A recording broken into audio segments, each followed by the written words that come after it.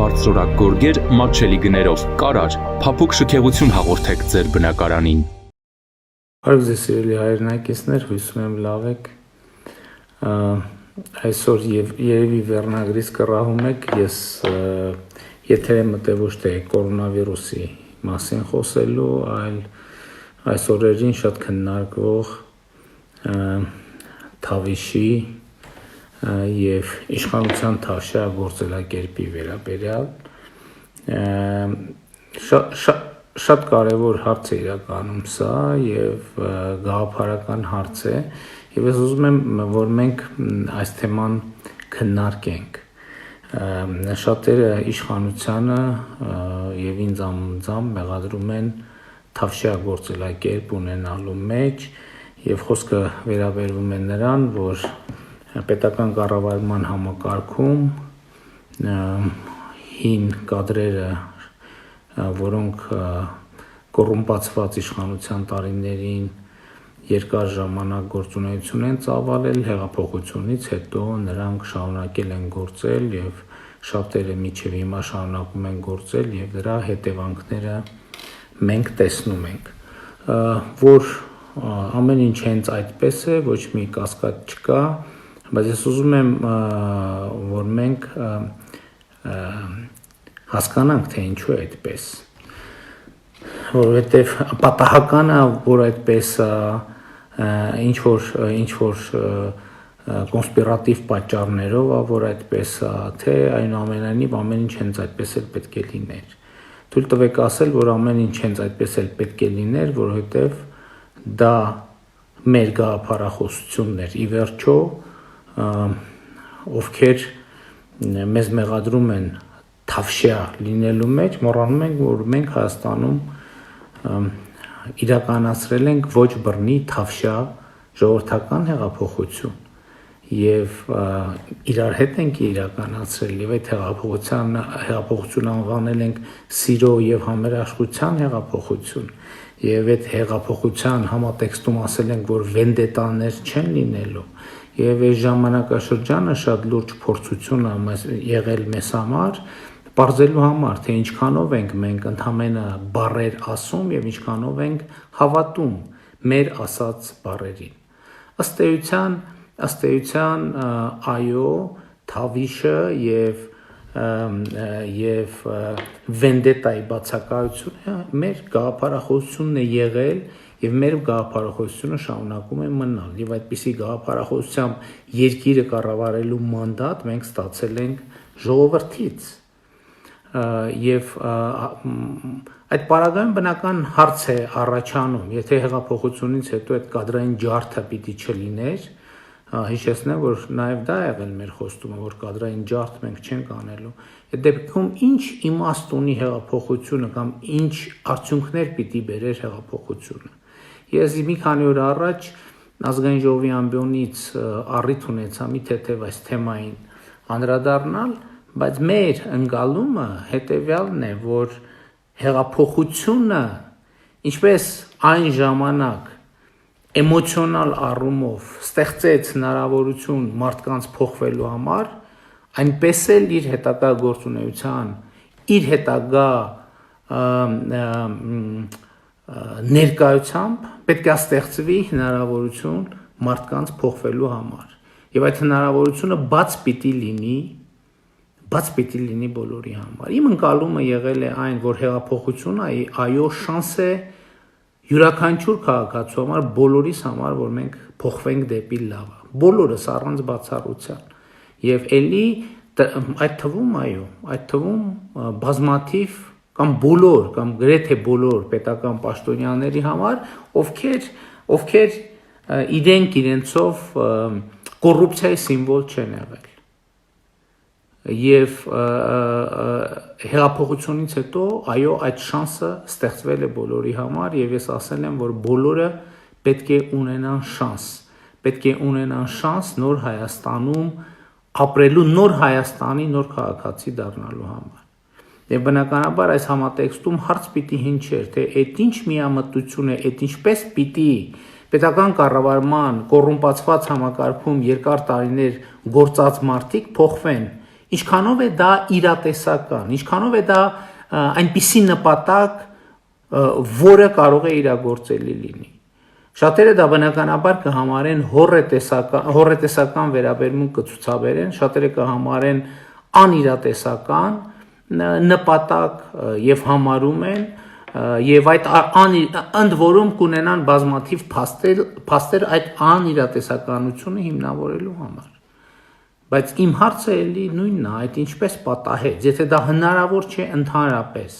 հնարավոր չէ, այդ ինչպես պատահեց, որ երկար տարիներ ընտրակաշառք վերցնող եւ լռող քաղաքացին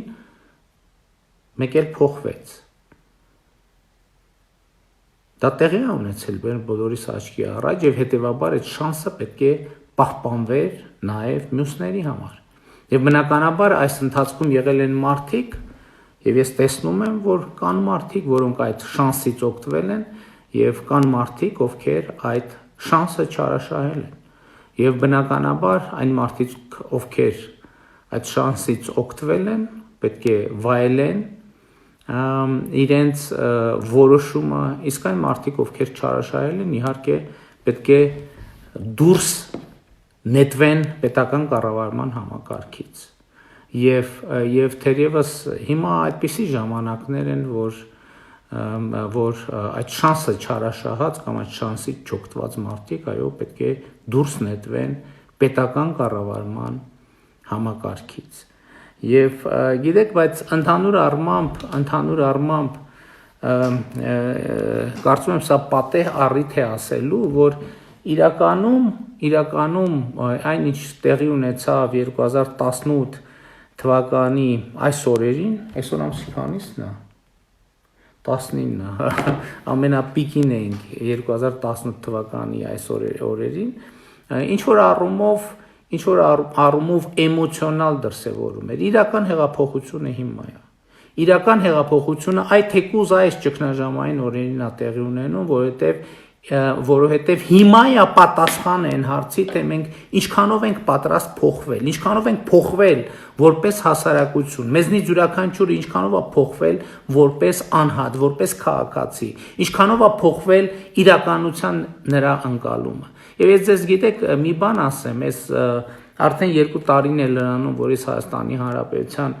վարչապետ եմ, եւ ես ասեմ, գիտեք, սովորաբար ընդունված է մարդկանց բաժանել հեղափոխականների եւ հակահեղափոխականների։ Այդ բաժանումը իհարկե շատ պայմանական է, բայց ես կարող եմ ասել, որ իմ ամենամեծ զարմանքը հետեւյալն է, ես զարմացած եմ, թե մաֆիոզ մտածողություն ինչքան խորն է նստած մեր մեջ։ Անկախ նրանից բազմաթիվ հեղափոխականներին, որ հակահեղափոխականների մեջ նստած է այդ պարզը, բայց հակահեղափոխականների մեջ նստած այդ պարզը, բայց նաև իրենց հեղափոխական համարող բազմաթիվ մարդկանց մեջ մաֆիոզ մտածելակերպը արմատացած է։ Ցավոք սրտի, սա բազմաթիվ ամենատարբեր մարդկանց քաղաքացիների հետ, սա շփման արդյունքում իմ ունեցած ամենատխուր եզրակացությունն է, որ մաֆիոզ մտածողությունը մեր իրականության մեջ շատ խոր արմատ ունի։ Գիտեք, որ նա մաֆիոզ մտածողություն ինչ նկատի ունեմ։ Նկատի ունեմ կիսելու Հայաստանը պայմանականորեն ասեմ, Հայաստանը կիսելու այդ մղումը։ Հայաստանը ինչ որ մի կտոր, ազդեցության ինչ որ ոլորտ, եկամտի ինչ որ մի հատված, այսինքն անընդհատ այդ մրցավազքը, անընդհատ այդ առաջարկը բանում օդում կախված է, իսկ երբենք ի վերջո բաժանելու։ Եվ 2 տարվա իմ վարչապետության ամենամեծ արդյունքը, ձեռքբերումը ես համարում եմ այն, որ ոչ մի վայրկյան չեմ տրվել կիսելու այդ տրամաբանությանը, ոչ մի վայրկյան չեմ մտել կիսելու այդ տրամաբանության մեջ։ Եվ քանի որ չկա կիսման process, հասկանում եք, հասունանում է դժգոհություն, որովհետև այդ ընկալումը կա, չէ՞, իսկ բա երբ ենք բաժանելու, ի վերջո արդյունքները երբ ենք բաժանելու։ Եվ քանի որ բաժանման process չկա, ոչ մեկ փայ չի ստանում եւ հետեւաբար դժգոհությունը ալիքաձև եւ ամենուր տարածվում է։ Եվ ես սա համարում եմ մեր ընթացիկ իրավիճակի ամենակարևոր խնդիրը, մենք պետք է դուրս գանք բաժանելու երկիրը, ազդեցության գոտիները, չգիտեմ, բաները, բիզնեսները, եկամուտները, բլիթները բաժանելու այս խորը մտածելակերպից, որովհետև ոմանք մտածում են այսպես, հեղափոխություններ ուրախացանք, անցավ գնաց, իսկ եկել արդեն բաժանելու ժամանակը։ Կա նաև ուրիշ հատված, քաղաքական դաշտում, եւ այդ քաղաքական դաշտի հատվածը կարող եք նկատել, երբ որ ասում են, բա հեղափոխություն արինք, լավ, մի տարի անցավ, տարի ու կես անցավ, 2 տարի, բա բաժանելու process-ը երբ է լինելու։ Եվ հետեւաբար խորքային իմաստով Հայաստանում տեղի է ունենում մեծ հիասթափություն, որն է այդ մեծ հիասթափությունը, որովհետև չկա, որովհետև այն փայերը, որի ակնկալիքները ունեն շատ-շատեր, այդ փայի բաժանումը տեղի չի ունենում։ Եւ սա մեր ընթացիկ քաղաքական process-ի ամենակարևոր առանձնահատկությունն է։ Գիտեք, ես հիմա իրականում, ես չգիտեմ, վաղը մյուս օրը մամուլում ես ամեն ինչը ոնց կմեկնաբանվի, հա, բան կանեն, սրան, բայց այս իմ ասածին պետք չի տալ, այսպես ասած, գրեհիկ մեկնաբանություններ, կհարցնեն, բա ով է, երբ է, ինչ է առաջարկել, որ բաժանենք, լրագրողները կհարցնեն կամ պատգամավորները հարց կտան։ Խոսքը նրա մասին չի, կամ միայն նրա մասին չի, որ ինչ-որ բան, ինչ-որ տեղ, ինչ-որ կոնկրետ բաժանելու մասին է խոսքը, կոնտեքստը, ենթատեքստը այդպիսին է։ Այսօր Հայաստանում տեղի է ունենում, այո, այդ մեծ հիասթափությունը, որովհետև ու այդ հիասթափությունը ստեղծում են այն մարդիկ, ովքեր սպասում էին, որ կպահպանեն իրենց փայը, սպասում էին, որ կմեծացնեն իրենց փայը, սպասում էին, որ ի վերջո փայ կստանան։ Եվ այս process-ներից ոչ մեկը տեղի չի ունեցել Հայաստանի Հանրապետությունում։ Եվ սա այսօր մեր երկրում տրամադրության վրա ազդող ամենամեծ գործոնն է։ Որտեվ բոլորը հիասթափված են, նրանք ովքեր սպասում էին, որ փայ պիտի ստանան, նրանք ովքեր սպասում են, որ չպիտի կորցնեն իրենց փայը, նրանք ովքեր որ սպասում են, որ պիտի մեծացնեն իրենց փայը, բոլորը հիասթափված են։ Որովհետև փայերի բաժանում չկա, իսկ նրանք այլ կերպ։ Իսկ քանի որ մաֆիոզ մտածողությունը ու սա զարմանալի չի, 25-30 տարի երկիրը դրված է եղել մաֆիոզ տրամաբանության մեջ։ Եվ սա ամենակարևոր բանն է։ Օրինակ բազմաթիվ մարդիկ, գործարարներ, երբ որ ինձ հարցնում են, ասում են, բա մենք ինչով կարող ենք օգտակար լինել։ Ասենք ես պատասխանում եմ, ասում եմ, շատ աշխատեք, հաջողություն ունեցեք, հարկերը վճարեք, դրանով շատ մեծ օգուտ բերած կդենք։ Ես այդ մարդկանց աչքերում հիասթափություն եմ տեսնում։ Հիասթափություն ուղղակի։ Իրանք ուզում են հասկանան, ես ձեռ եմ առնում իրանց, թե ձեռ չեմ առնում։ Երբ որ հասկանում են, որ ձեռ չեմ առնում, դա ավելի մեծ հիասթափություն է, որովհետև իրանք չգիտեն, այս պայմաններում բա ոնց է, երբ որ պարզ չի, թե ով ինչքան պետք է տա եւ ով ինչքան պիտի առնի, երբ որ պարզ է, որ արտոնություն գնելու հնարավորություն չկա։ Դա ամենամեծ հիասթափությունն է, որովհետև 30 տարի մեր երկրում եղել է կոնտեքստը մեկը, որակի նշան, թե ինչ արտոնություն ունես դու, դա է եղել կյանքի իմաստը, սոցիալական աստիճանը, կյանքից բավարարվածության մակարդակը, կյանքից բանը, դու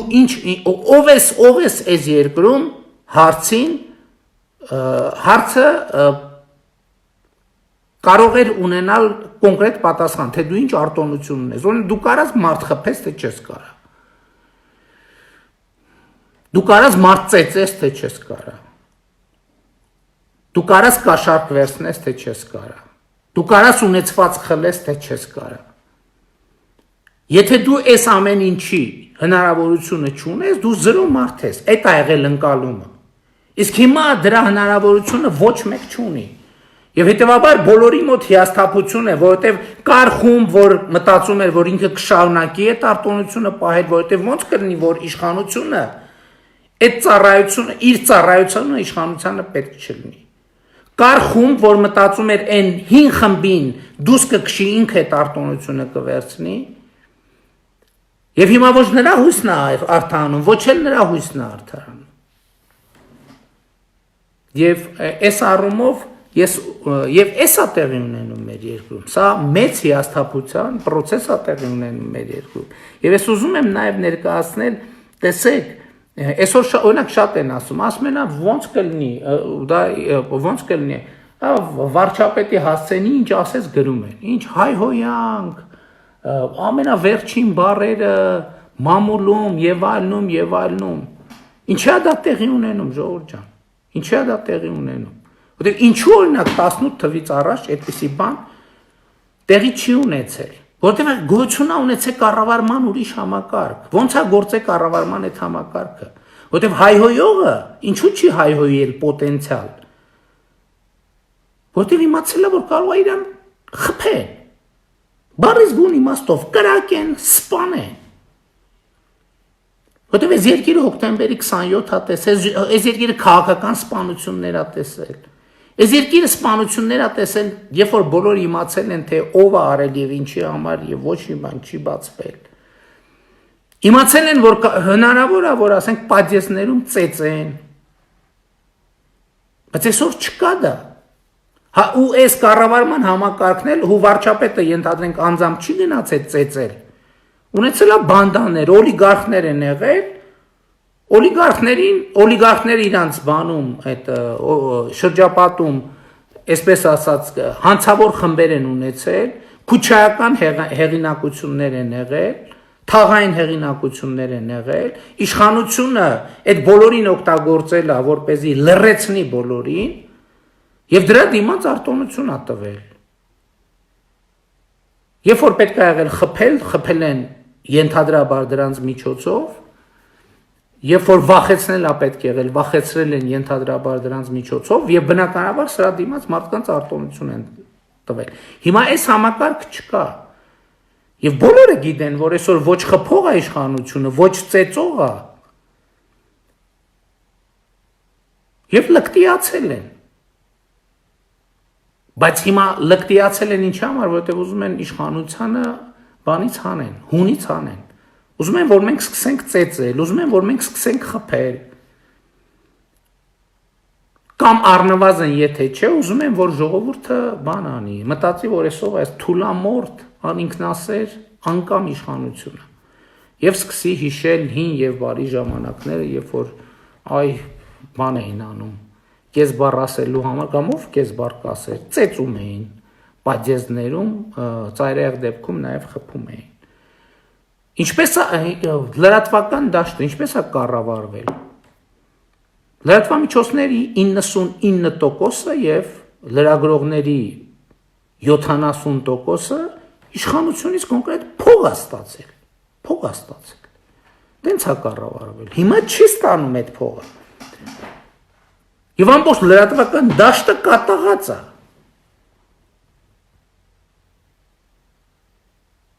Որինակ փող են ստանում, հիմա չեն ստանում։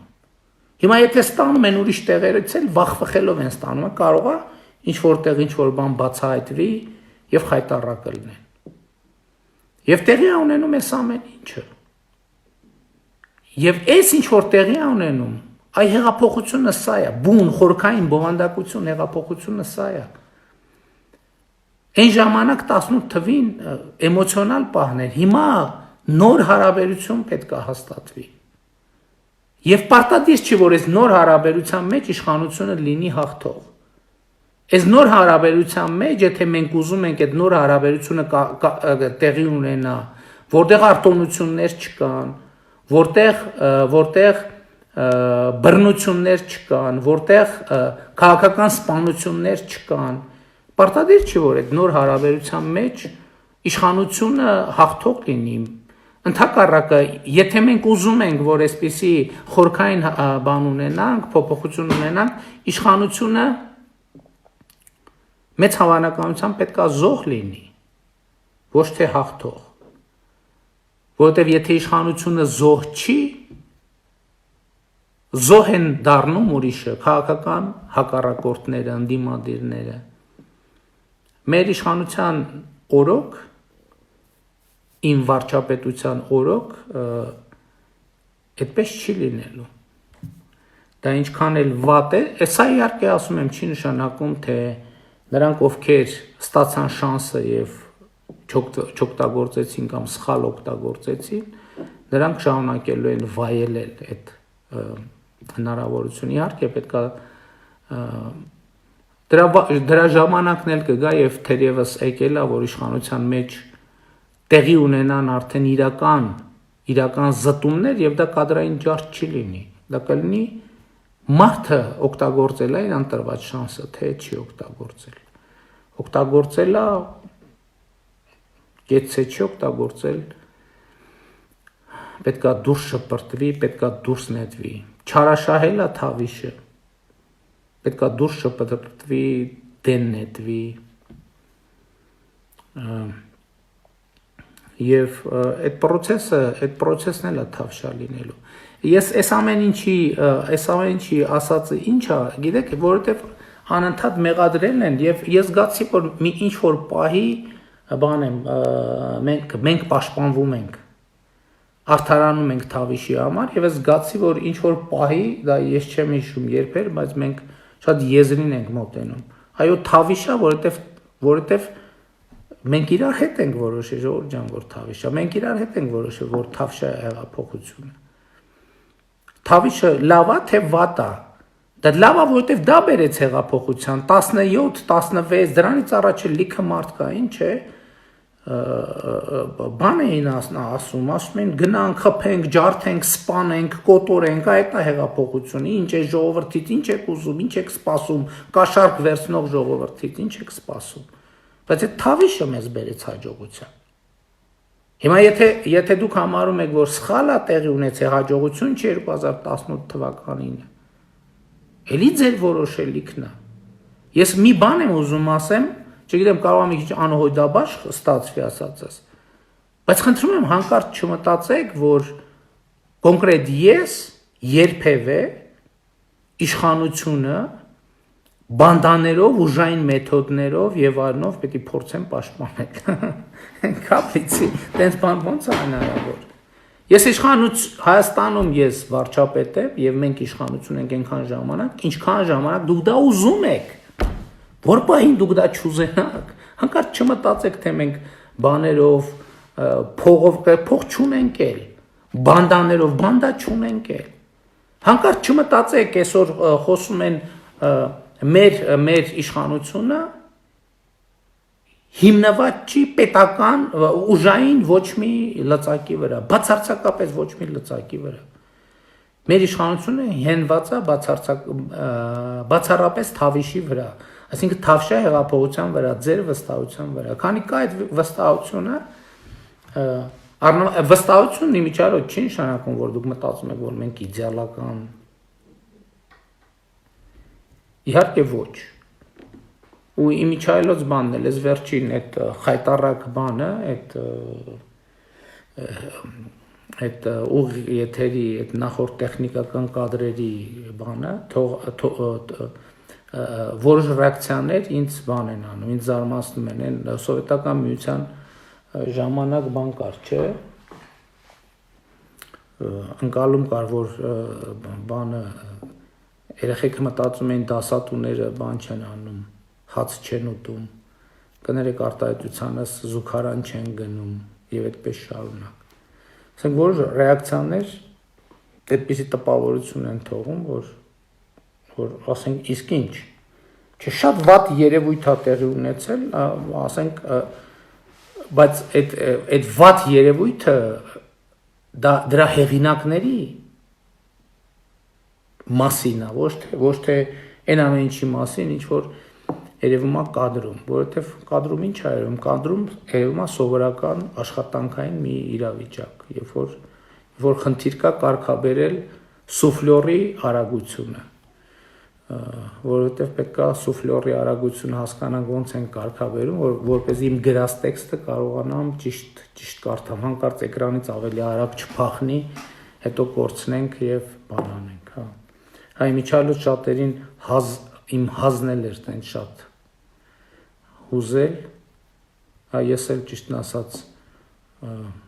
նախորդ օրերին նույնիսկ իմ գործընկերները խորհուրդ են տալիս, արդեն կորոնավիրուսի 3-րդ թեստն եմ արել այսօր, այսինքն 2 անգամ են սկզբում էի արել եւ էլի պատասխանը ի դժբախտության ոմանց բացասական է եւ ուրախություն ինձ այդքանը էս է ուզում ասեի ժողովուրդ ինչու է թավիշ, որովհետև մենք ենք իրար հետ որոշել, մենք որոշել ենք, որ մենք թավշյա հեղափոխություն է լինելու։ Հակառակ դեպքում ասում եմ, ոչ մի բան, այդ որ ասում են ատելության մթնոլորտ է իշխանությունը սերմանում։ Ասենք հեղափոխությունից հետո ոչ մի բան ասում եմ չեր խանգարում, հատ հենց հեղափոխության ժամանակ այդ մարդկանց տներից հանել եւ սամասուդ անել, բառից բուն իմաստով։ Ոչ մի բան չէր խանգարում։ Լացավ հիմի, հա, հետ եկավ։ Ոչ մի բան չէր խանգարում, չէ։ Մենք ատելություն տարածողն էինք, այսօրվա հող թելա դավադրությունն էլի։ Ոչ մի բան չէր խանգարում, չէ։ Կամ այսօր էլ չի խանգարում իմիջիալոց, այսօրվա հողորտացող թափթփուկներին բանի ենթարկել, սամասուդի ենթարկել, են հեղափոխության ժամանակ նույնիսկ են 23-ից հետո, որ ոչ իշխանություն էինք ֆորմալ, ոչ էլ արդեն հաստատ ընդդիմություն էինք, դες մեծ պատասխանատվություն էլ չկար, հետո ատելություն սերմանող ելնեինք, այսօրվա հոխորտացող թափթփուկներին ընդհանրապես մեզ պետք էլ չէր, պետք էր չնկատելու տալ, Մարդիկ պահանջում են մեզնից, որ չնկատելու տանք, որպեսզի այդ այսօր հոխորտացող թափթփուկներից տներից հանեն, փողոցում սատկացնեն, չէ՞։ Բայց մենք ասել ենք, չէ։ Այդ չի մեր գործելակերպը։ Որովհետև մենք ասել ենք, վենդետաներ չեն լինելու է սիրո եւ համերաշխության հեղափոխություն։ Կադրային ջար չի լինելու եւ պահել ենք մեր խոսքը։ Ճիշտ են կարևոր պահել ենք մեր խոսքը, տուժել ենք դրանից, այո։ Ես կներեք, դա ինձ չի վախեցնում։ Մենք խոսքը պահելու համար ես բանտել եմ ընկել, հարցակումների եմ ենթարկվել, մեքենասել եմ պայթացրել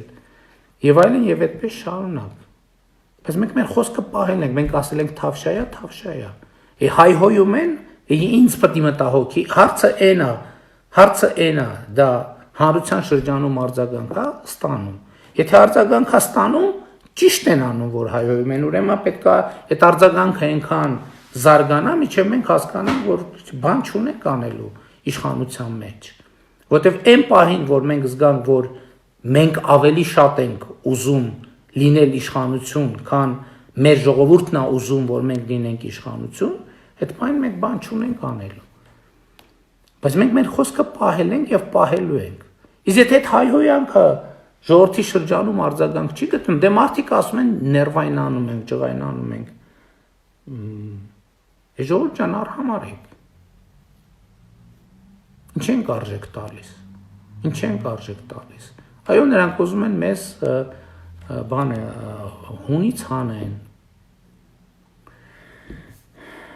Բայց ուր հանեն, մենք չենք կարող հունից դուրս գալ եւ պետքա, հա, իմիջիալոց ասեմ, այս վերջին շրջանի բաները գիտեք ինչ հետ է կապված է նրա հետ, որ ես որ ասել եմ, որ հակակոռուպցիոն քրեական գործերից դժգոհ եմ, հիմա շատ գործերով ոնց որ թե կոնկրետ արդյունքներ են ի հայտ գալիս եւ նրանք հիստերիկ նոպաների մեջ են։ Ես չեմ ուզում մանրամասներ ասել,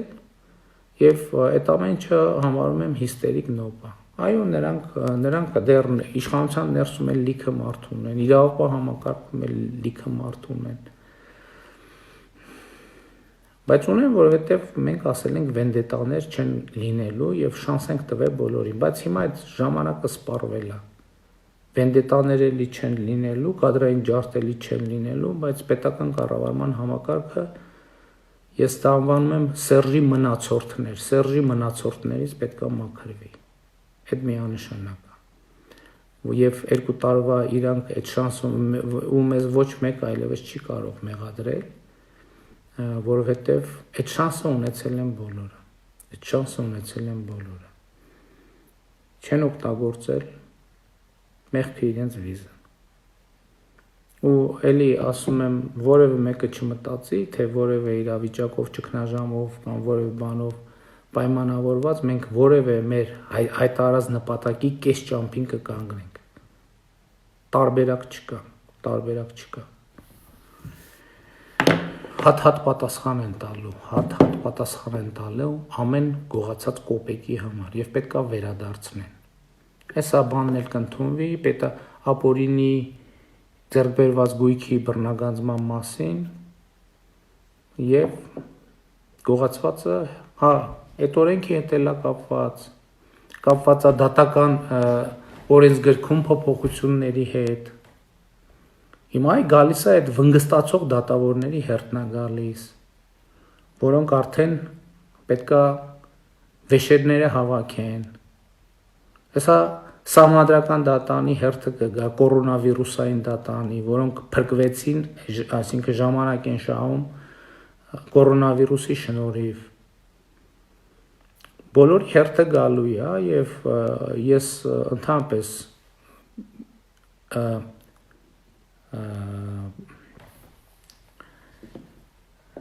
կասկածելու որևէ տեղիք չունեմ։ Այսինքն այս process-ը կարող է կանգնացնել մենակ դուք, մենակ ժողովուրդը։ Մենակ ժողովուրդն է, որ ինձ կարա կանգնացնի, ուրիշ ոչ մեկ ինձ չի կարա կանգնացնի։ Եթե ուզում եք կանգնացնեք, քավլիցի, ձեր այդ իրավունքը որևէ մեկը չի կարող կասկածի տակ առնել, բայց քանի դեռ ժողովուրդը մեզ չի կանգնացնել, բոլոր կոռուպցիոներները պետք է իմանան կանգնելու են դատարանի առաջ։ Կոպեկ հետ են բերելու։ Այո, ապօրինի ձեռքբերված ունեցվածները ձեռներից առնելու ենք։ Տներն ու դղյակները ձեռներից առնելու ենք։ Թող բան չանեն։ Ինչքան ուզում է հիստերիաներ կապեն, ուծեչկեք տան, ինչքան ուզում է ներս իրանց ռեսուրսը օգտագործեն։ Ձև չունեն եւ թավիշ է առումով ավելի դաժան է, որովհետեւ նրանք մտածում են, այս բանը 2018 թվականի մայիսին մտածում են, էսա մի 2 ամիս է, հիմա հիստերիկացել են 2 տարին լրանում է, իսկ իրանք նույն ձևի շարունակում են մնալ փլուզված վիճակում եւ շարունակվելու են փլուզված վիճակում մնալ, քանի դեռ ժողովուրդը մեզ չի կանգնեցրել։ Իսկ այս ճանապարհին ասում եմ, մեզ կարա կանգնեցնի միայն ժողովուրդը, որովհետեւ ժողովուրդը մեր ղեկավարն է, ժողովուրդը մեր տնօրենն է, ժողովուրդը մեր թագավորն է, ժողովուրդը Հայաստանում բարձրագույն իշխանություն է։ Այս թեման ճիշտն ասած վաղուց էի ուզում այս թեմայով խոսեի, տենց ստացվեց առիթ այսօր եկավ, այսօր էլ կիրակի երեկո էր եւ աշխատանքային շաբաթը սկսելուց առաջ ուզեցա այս մտքերը կիսեմ ձեզ հետ։ Սիրում եմ բոլորիդ, հպարտանում եմ բոլորովդ, խոնարհվում եմ բոլորիդ առաջ եւ ծառայում եմ բոլորիդ Հայաստանի ժողովրդին, Արցախի ժողովրդին։ Դուխով ամենակարևորը։ Ու մի ներվանացեք ժողովուրդ, ամեն ինչ